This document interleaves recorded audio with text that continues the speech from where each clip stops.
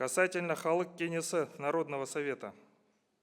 В целях закрепления в Конституции статуса Халық Кеңесі Народного Совета предлагается предусмотреть в ней отдельный раздел.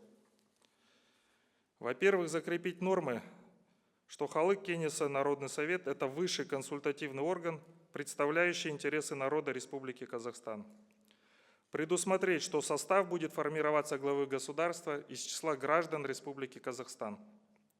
Следует также регламентировать основные полномочия Халық Кеңесі Народного Совета по разработке предложений и рекомендаций по основным направлениям внутренней политики государства, укреплению общественного согласия, общенационального единства и солидарности, продвижению принципов деятельности государства и общенациональных ценностей.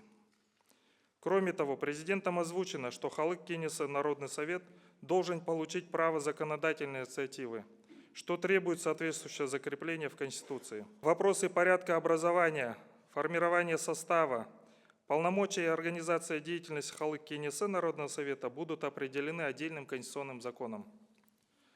Высшим органом Халық Кеңесі Народного Совета будет сессия, созываемая не реже одного раза в год.